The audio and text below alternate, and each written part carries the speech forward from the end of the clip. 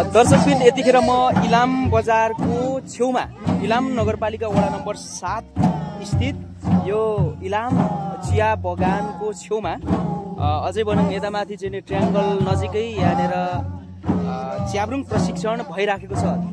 3 दिन भयो, आज तेस्रो दिन हो र यहाँनिर चाहिँ सेकपुरी केलाङ क्लबले यो प्रशिक्षण आयोजना गरेको छ र लगभग तपाईहरुले देख्न सक्नुहुनेछ 20-30 जनाको संख्यामा च्याब्रुङ प्रशिक्षार्थीहरू यहाँनिर एकदमै उत्साहका साथ उहाँहरू चाहिँ नै प्रशिक्षण लिइरहनु भएको छ र यो आयोजना गरिरहनु भएको छ सेकमुरी केलाङ क्लबले र सेकमुरी केलाङ क्लबका अध्यक्ष दुर्गा लिम्बू सहित प्रशंसा लिम्बू, विनिता लिम्बू, त्यसैगरी इक्सा लिम्बूले यसको प्रशिक्षण गरिरहनु भएको छ भने यहाँनिर लिम्बू मात्रै नभएर गैर लिम्बू अथवा भनौँ लिम्बू भन्दा बाहेकका अन्य जातिका साथीहरूले पनि च्याब्रुङ सिकिरहनु भएको हामीले पाएका छौँ र यो विशेष गरी लिम्बू समुदायको एउटा चाहिँ मौलिक बाजा, एउटा संस्कृति जो चाहिँ च्याब्रुङ भन्ने बित्तिकै तपाईँ हामी सबैजना चिर परिचित छौँ र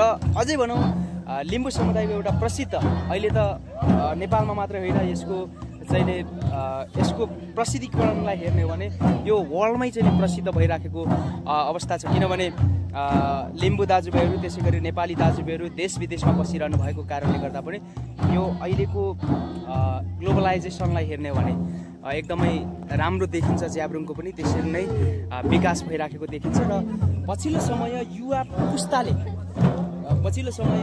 पुस्ताले आफ्ना संस्कृति, मौलिक बाजाहरू, आफ्ना रीति संस्कृतिहरू बिर्सिसकेको अवस्थामा यो चाहिँ आफ्नो संस्कृतिको उजागर गर्नु एउटा राम्रो महत्त्वपूर्ण मानिन्छ। किनभने अहिले च्याब्रुङ नाच्न जान्ने हैन युवा अवस्थाका साथीहरू धेरै छैनन्।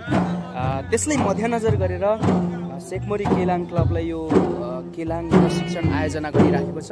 हामीलाई एकदम खुसी लागिराखेको छ र यहाँनिरको अवस्थालाई हेर्दा चाहिँ प्रशिक्षार्थीहरू सहभागीहरू चाहिँ एकदम उत्साहका साथ चाहिँ च्याब्रुङ सिकिराखेको अवस्था देखिन्छ हैन। र त्यसै गरी यो इलाम बजारको छेउमा मात्रै नभएर यो च्याब्रुङ प्रशिक्षण चाहिँ इलाम नगरपालिका वडा नम्बर 5 बरबोटेमा पनि आजदेखि सुरु हुने हामीले खबर प्राप्त भइसकेका छौँ। त्यहाँको किरात याक्थुम चुम्बुङले त्यो आयोजना गरेको छ र अहिले एकछिनमा अहिले 5 बज्न आँटेको छ। लगभग त्यहाँ पनि आजैबाट 15 दिने च्याब्रुङ प्रशिक्षण सुरु भएको भन्ने हामीले प्राप्त गरेका छौँ र त्यसमा पनि त्यहाँ नजिकै रहनुभएका साथीहरू त्यहाँ पनि तपाईँहरू गएर सहभागी बन्न सक्नुहुनेछ र यो पनि क्रम 3 दिन मात्रै हुँदैछ। आज 3 दिन, अस्तिको दिन सुरु भएको हो यो र लगभग 3 दिन भएको छ र भोलिदेखि पनि तपाईँहरू सहभागी बन्न पाउनुहुनेछ। कृपया त्यसो भएको हुनाले भ्याउनुहुन्छ भने सहभागी बन्न सक्नुहुनेछ।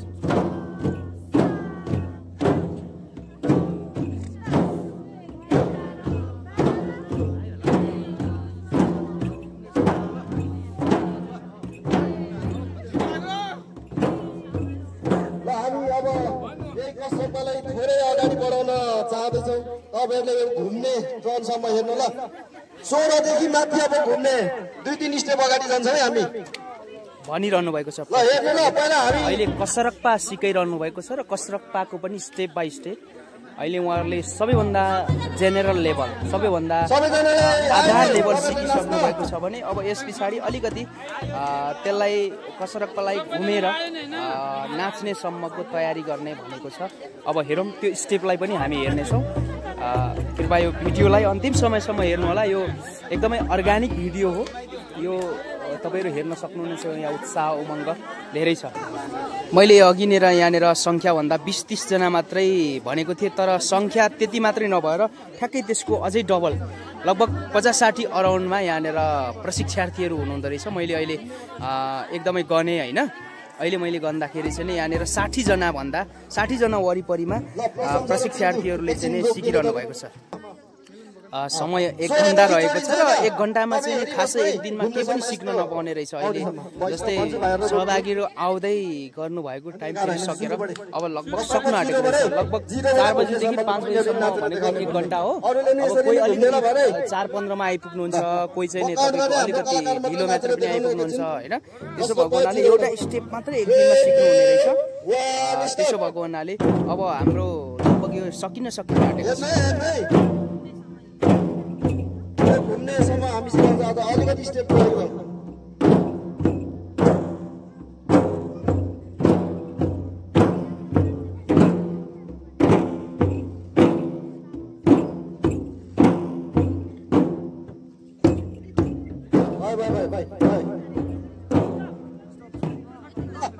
हाम्रो किरात याक्तुम चुल्लुम इलामका पूर्व अध्यक्ष दिदी गायत्री थेकिम र अहिले वर्तमान अध्यक्ष बुद्धमाया सोङमी समेत यो च्याब्रुङ प्रशिक्षण लिइरहनु भएको हामीले देखिरहेका छौँ।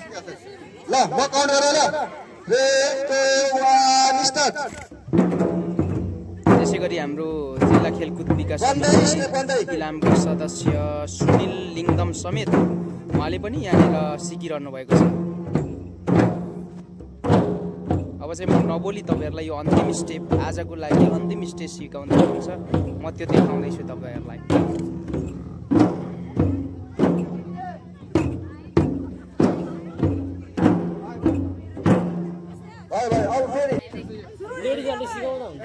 छलफल भइराखेको छ यहाँनिर कसरी सिकाउने अथवा यो घुम्ने स्टेपलाई अथवा अर्को स्टेपलाई चाहिँ कसरी अगाडि बढाउँदा सजिलो हुन्छ भन्ने तरिकाले बिचबिचमा छलफल हुँदो रहेछ।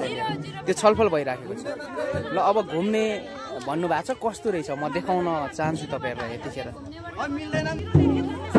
जस्तै अर्को स्टेपलाई मात्रै देखाउने कि अथवा सुरुको स्टेपदेखि त्यो स्टेपसम्म पुग्दा राम्रो हुन्छ, इफेक्टिभ कस्तो तरिकाले हुन्छ भन्ने तरिकाले प्रशिक्षकहरू छलफल गरिसकेपछि अब सुरु हुँदैछ। 12, 13, 14, 15, 16 अब घुम्ने।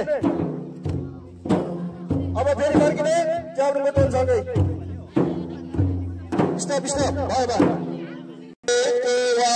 स्टार्ट राइट 12, 13, 14, 15, 16 अब फेरि घुम्ने हुन्छ।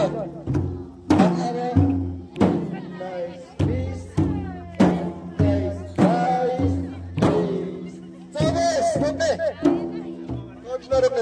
कतिजना धेरै चाहिँ झुकिनु भएको छ यहाँ भने यो स्टेप घुम्ने स्टेप भनेपछि अलिकति सिक्ने क्रममा अलिकति गाह्रो पर्ने रहेछ। त्यसो भएको हुनाले धेरैजना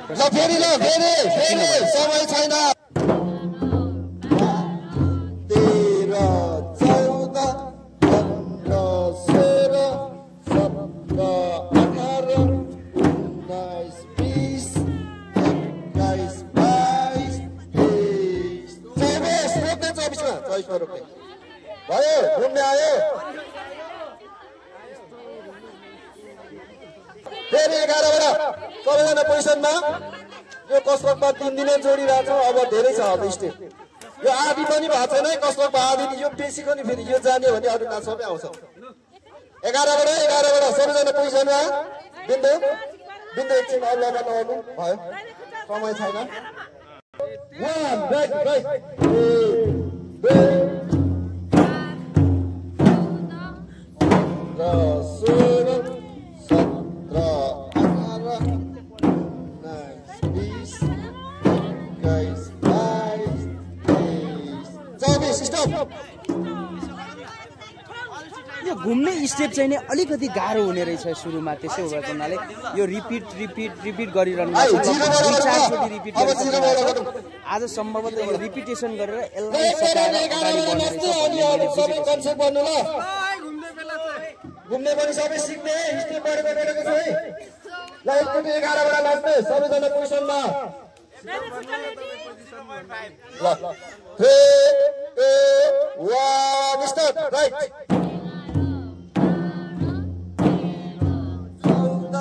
15, 16, 17, 18, 19, 20, 21, 22, 23, 24 स्टप। ल सबैजना जिरोबाट जाने एकबाट 24 अब सुरुको स्टेपबाट 24 स्टेपसम्म 11बाट 24 पुर्याइएको थियो भने अब 1 देखि उहाँहरूले पुर्याउँदै हुनुहुन्छ 24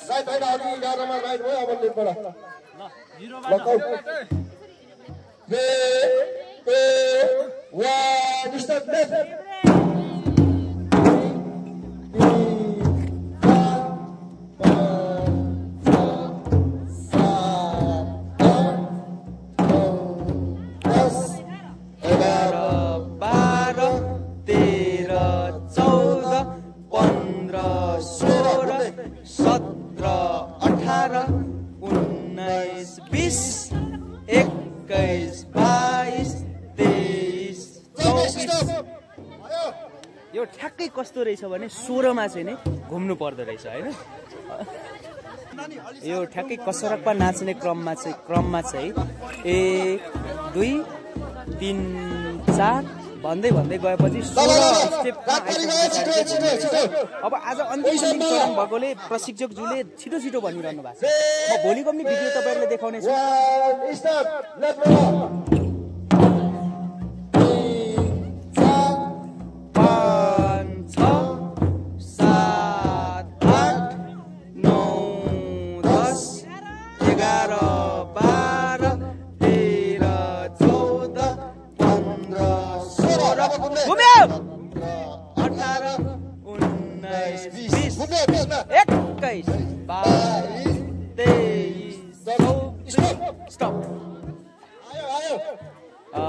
आजलाई चाहिँ मैले यति मात्रै देखाएको छु तपाईहरुलाई फेरि भोलि यो स्टेप दोहोर्याउनु हुन्छ होला यो स्टेप दोहोर्याएपछि फेरि अर्को स्टेप कस्तो हुन्छ म त्यो पनि